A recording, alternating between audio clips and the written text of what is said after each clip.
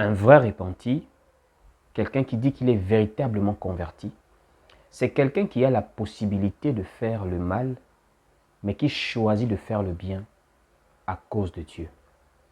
Alors, bienvenue à cette chaîne d'édification. Si c'est la première fois que vous regardez cet enseignement ou encore un contenu ici, alors je vous invite à vous abonner, à cliquer sur la flèche de notification pour être notifié des prochaines vidéos et surtout à liker et à partager et pourquoi pas nous laisser un commentaire. Comme je le disais, plusieurs personnes pensent souvent qu'elles ont véritablement changé à tort ou à raison. Ce n'est pas là le sujet. Le sujet, c'est de savoir la preuve de la repentance. Comment mettre notre repentance souvent à l'épreuve? Ça me fait penser un peu à l'humilité du pauvre. Comment quelqu'un peut-il véritablement savoir qu'il est humble si d'abord il n'a pas une position de force par rapport à certaines choses? Comment quelqu'un qui n'a pas d'argent peut choisir ce qu'il va manger? Comment quelqu'un qui n'a pas de pouvoir peut choisir ce qu'il va faire? Comment quelqu'un qui n'a pas d'argent encore peut choisir comment vivre, comment s'habiller? En réalité, plusieurs personnes font des choses non par conviction, mais beaucoup plus par défaut. Quand il n'y a pas le choix, on fait avec, comme dit-on en général. Mais la véritable personne dont on peut tester l'humilité, c'est une personne qui a la possibilité d'avoir une position forte. C'est une personne qui a la possibilité d'imposer certaines choses par rapport à sa force, soit financière ou encore dans un autre aspect, ou encore simplement son pouvoir, son autorité, son rang, mais qui décide de s'humilier. C'est un peu l'exemple de Dieu qui s'est fait chair en Jésus-Christ. Le livre de Philippiens nous dit cela, qui s'est humilié, devenant comme un serviteur. C'est ça l'exemple d'humilité. Plusieurs personnes sont ici, je vous assure qu'il y a des choses qu'elles n'acceptent pas parce qu'elles aiment, mais parce qu'elles sont obligées, parce qu'elles se sentent faibles. Et là, on ne peut pas vraiment dire qu'on est converti. Parce que la conversion, c'est voir même dans parfois la force, mais cette force qui est bien orientée, qui est bien utilisée. Je vous assure qu'il y a des gens, si la personne avait de l'argent, des moyens, cette personne allait mener une vie du désordre, du vagabondage, de la débauche. Mais comme la personne n'a pas de moyens, la personne se retrouve maintenant à vivre comme une sorte de sainteté forcée. Beaucoup de personnes, même vous allez remarquer dans la vie de foi, dans l'église, se disent souvent saines. Mais en réalité, ce sont des personnes en réalité qui n'ont pas souvent eu du succès dans le monde en ce qui concerne les relations hommes et femmes. Il y a des femmes, même depuis dans le monde, qui n'étaient pas très abordées, peut-être pour plusieurs raisons. Il y a aussi des hommes qui n'avaient pas facilement l'approche avec des femmes. Et quand ces personnes arrivent dans la foi, cette nature continue et comme elles n'ont pas la possibilité de faire certaines choses, vont dire qu'elles sont saintes par rapport à d'autres qui tombent. Je n'encourage pas les erreurs, je n'encourage pas les bêtises, mais je te dis simplement, parfois il faut être humble. Et l'humilité, c'est quand tu as la possibilité même de faire la chose, mais tu ne le fais pas. Regardez Joseph face à la femme de Potiphar. Elle était éprise, elle était attirée par lui. Il pouvait tomber avec elle.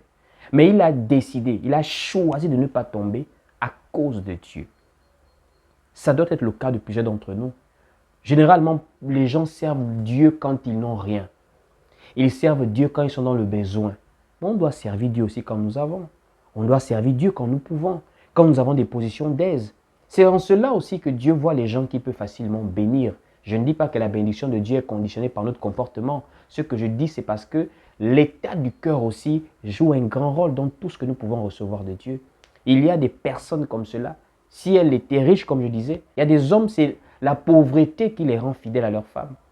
Il y a des femmes, c'est parfois un peu manque voilà quoi, d'être agréable physiquement à regarder, qui fait qu'elles ne sont pas très sollicitées et elles deviennent fidèles à leurs hommes.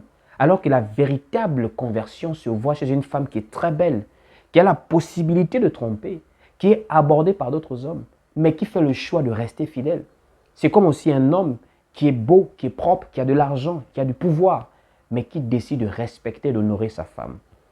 C'est aussi comme quelqu'un qui est humble à la maison, en famille, dans une entreprise.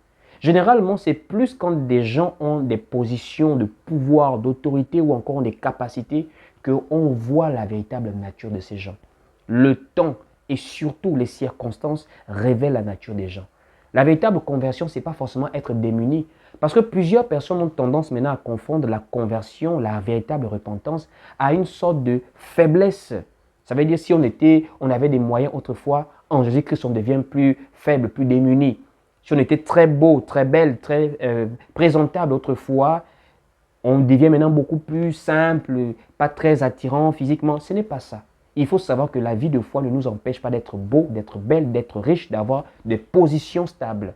Et c'est dans ces positions stables qu'on doit pouvoir être de très bons ambassadeurs. Une femme est dans des positions très belles, très brillantes, vraiment dans ce qu'elle fait, mais qui craint Dieu.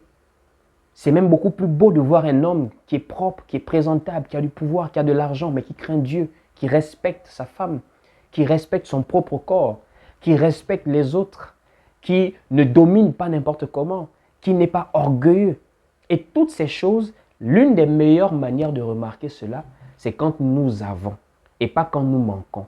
L'humilité du pauvre n'est pas très souvent vérifiable en fait, n'est pas très souvent fiable. Parce que quand quelqu'un n'a pas, il accepte tout ce qu'on lui donne. La parole nous enseigne que quand quelqu'un est affamé, même tout ce qui est amer, il trouve ça mangeable, il trouve ça agréable.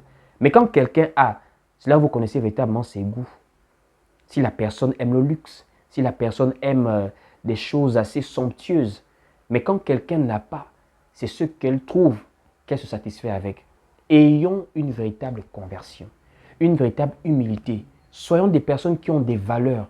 Que je sois riche, que je sois pauvre, je dois apprendre à respecter les autres. Que je sois riche, que je sois pauvre, que je sois célèbre, que je sois inconnu, je dois apprendre à respecter ma maison, à respecter ma femme, à respecter mon mari, à respecter les gens autour de moi, à parfois bien parler aux gens, à être simple. La simplicité ne doit pas forcément être quand on n'a pas. Même quand on a beaucoup, on peut être décidé d'être très simple volontairement. C'est pour dire à quelqu'un que vous savez, l'apôtre Jacques pouvait nous le dire, que la foi sans les œuvres est morte. C'est vrai que nous sommes sauvés par la grâce, c'est un don de Dieu. Mais la vie de foi également est une vie qui manifeste en fait notre véritable nature. Quelqu'un qui dit qu'il a foi en Dieu, c'est quelqu'un qui manifeste des œuvres que Dieu a préparées pour les saints. Vous voyez souvent des personnes, il y a des gens qui sont en face d'eux malades, affamés, nus, mais qui prient et qui renvoient les gens. Alors que l'apôtre Jacques nous dit non, ce n'est pas seulement par la bouche, c'est aussi par les œuvres. Si ton frère a faim, donne-lui à manger si tu as. Si ton frère a soif, donne-lui à boire. Si ton frère est nu, tu peux lui donner des vêtements si tu en as.